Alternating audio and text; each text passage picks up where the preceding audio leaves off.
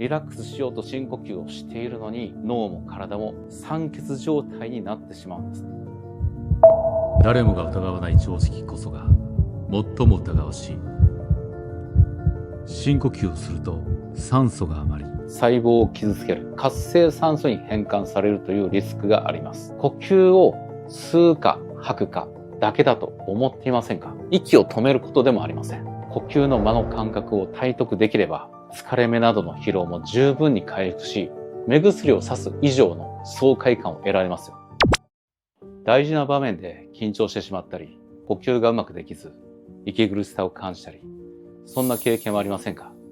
もし心当たりがあるなら、この動画を最後まで見ていただければ、呼吸本来の心地よさを必ず実感していただきます。逆に、呼吸について何も問題なく疑問を感じていないという方は、この動画を見る必要はありませんので、絶対に見ないでくださいね。実は、深呼吸は体にいいという誰もが信じる常識には大きな落とし穴があります。今回の動画をご覧いただくことで、多くの指導者さえ見落としている呼吸の本質が驚くほどシンプルに理解できます。世の中にあふれる安易な深呼吸をしましょうという言葉や、なんとか呼吸法、実はその多くが体にいいとは言えない理由もはっきりわかるでしょう。では、本当にいい呼吸とはどのような呼吸なのか。今回は緊張や不安をすぐに鎮め、深いリラックスをもたらす簡単な呼吸を具体的にレッスン形式で公開します。呼吸の悩みを手放し、自分への信頼と穏やかさを手に入れたい方はぜひ最後までお見逃しなく。第1章、深呼吸の3つの誤解。1、深呼吸という言葉はあまりに曖昧。深呼吸しましょうと言われたとき、あなたはどんな呼吸をしていますか？胸いっぱいに吸い込む人、ゆっくり長く息を吐く人、お腹を膨らませる腹式呼吸を意識する人。実はその全部が深呼吸と呼ばれています。でも、それぞれで全く違う作用があります。深呼吸という言葉自体には実体がないんです。実際、日本呼吸器学会の資料を見ても、深呼吸の統一的な定義は存在していません。このことは医学的にも問題視されており、近年は意識的な呼吸調整というより具体的な表現が推奨されています。2、大きく吐けば落ち着くは真っ赤な嘘。はい、大きく息を吐いてと、お医者さんやヨガの先生が言う場面ってありますよね。でも、大きく息を吐いた後の体の反応を覚えていますか？大きく息を吐いた次に、息を吸うときは勝手に大きくなってません？これ、交感神経を一気に刺激するスイッチなんです。心拍数が上がり、血圧も上がる。血圧も上がっちゃうんです。リラックスしようとしてやっているのに、かえってドキドキしてしまうんですね。病院で血圧を測るとき、いつも高く表示されちゃう人いません？私も緊張しやすいんで、20歳くらいの頃から上が130後半から140代記録されちゃうことが多々あったんですよね。君若いのに血圧高いねっていつも言われて、自分でも血圧が高いのが基準だと思い込んでいたんですけどね。理由は呼吸にあったっていう。実際に日本救急医学会が2013年に発表した臨床研究では、過度な深呼吸がパニック発作を誘発するケースがなんと年間約 15% の患者で確認されているそうなんですね。まあ皆さんはパニック発作を起こすまで過度な深呼吸をやるようなことはないと思いますけれども、大きな呼吸を連発するということはそれだけデメリットが大きいということなんですね。3つ目、呼吸の本質を知らないままイメージだけで信じている。呼吸の本質は肺に取り込んだ酸素をいかに効率よく細胞内のミトコンドリアに届けるのか。これにつきます。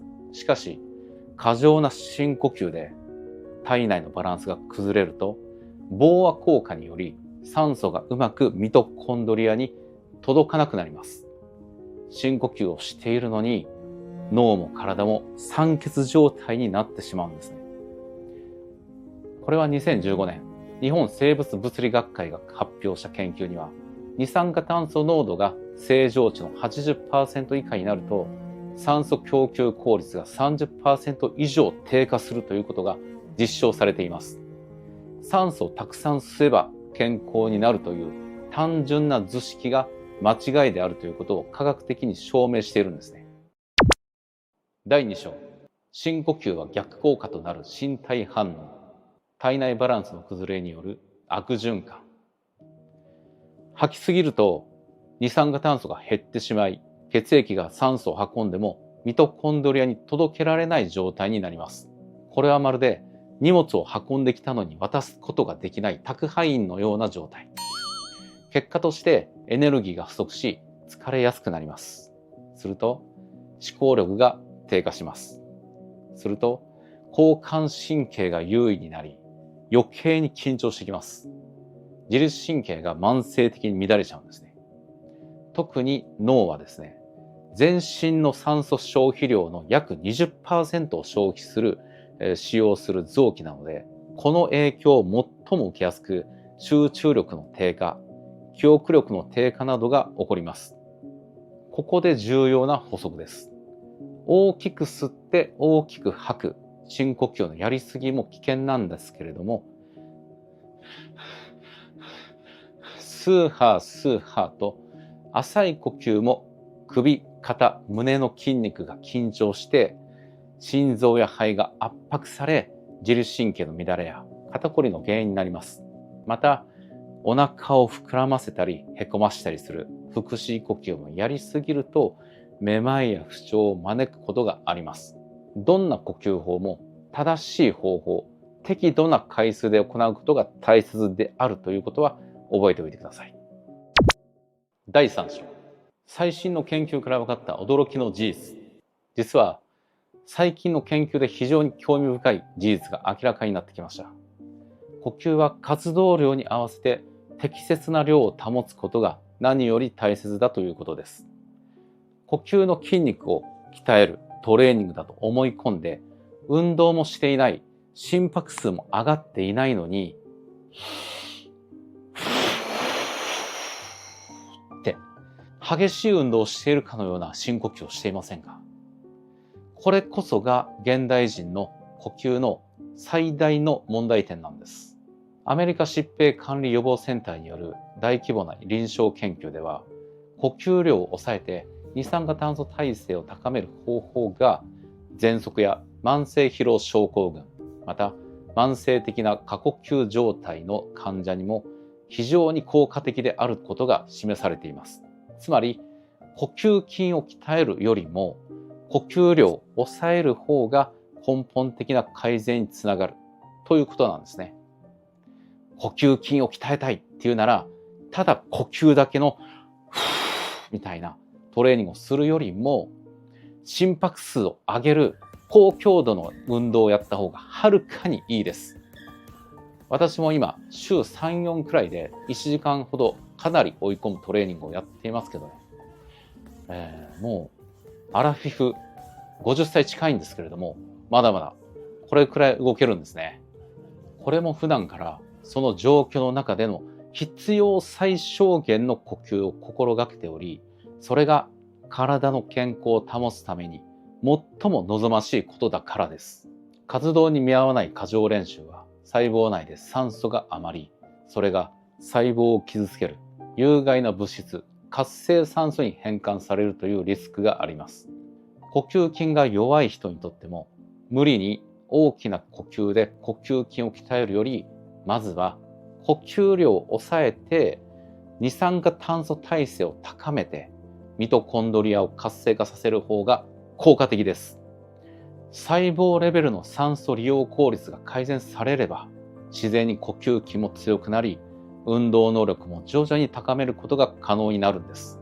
重要なのは、不必要に呼吸量を増やすことは細胞レベルでダメージを与えるということを理解すること。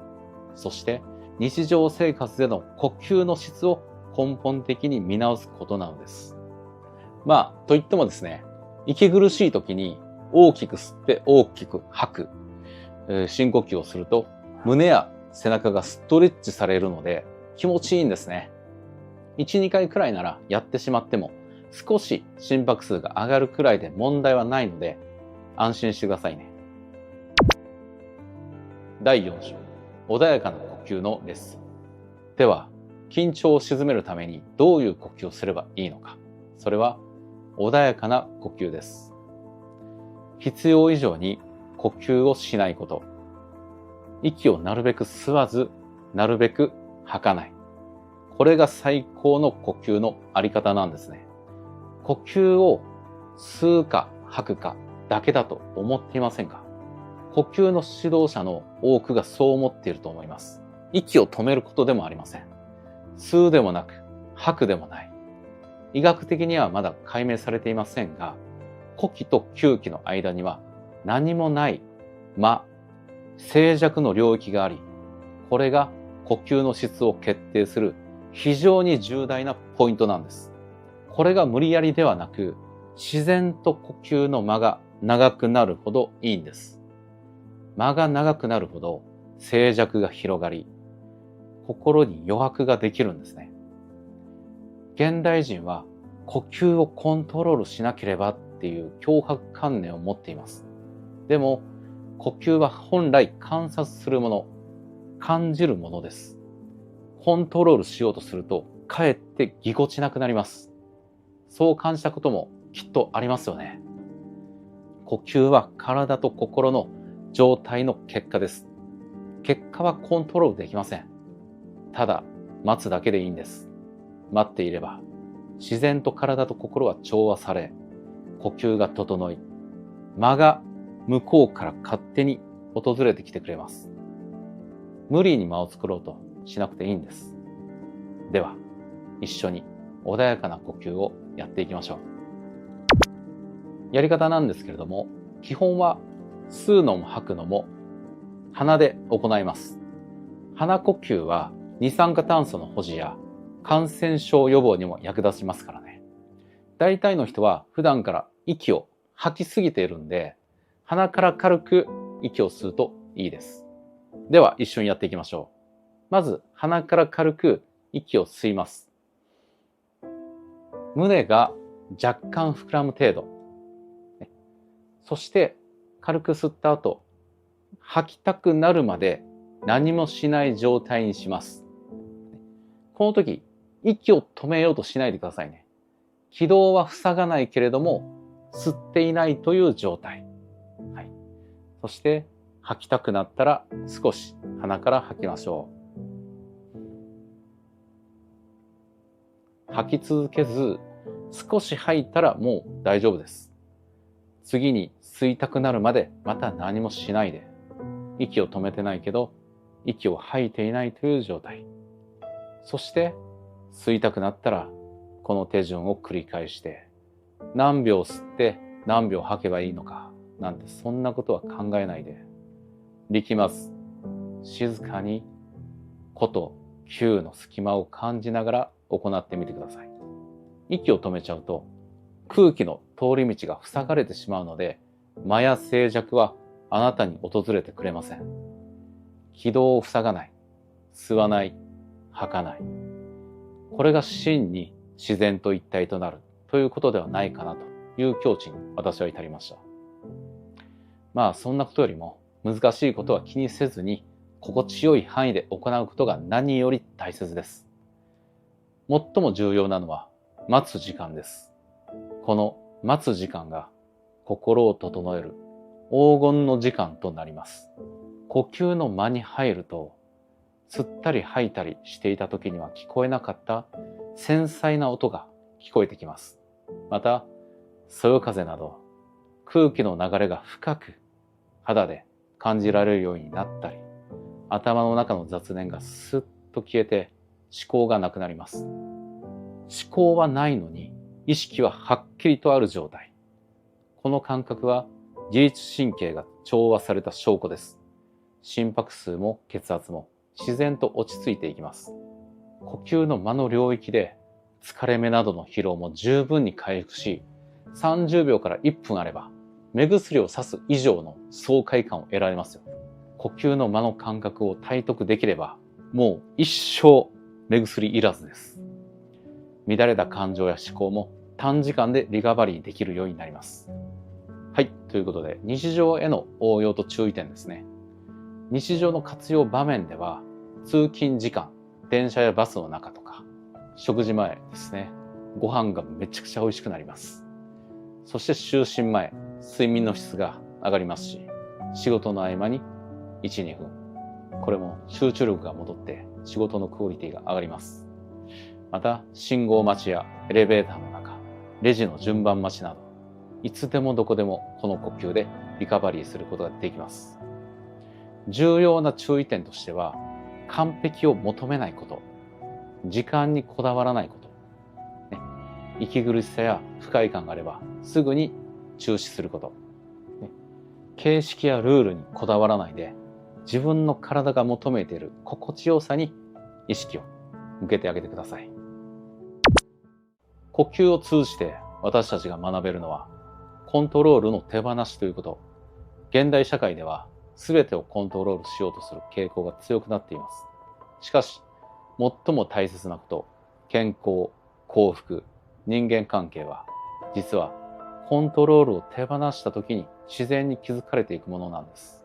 呼吸はその最も身近で最も基本的な練習の場になるんです。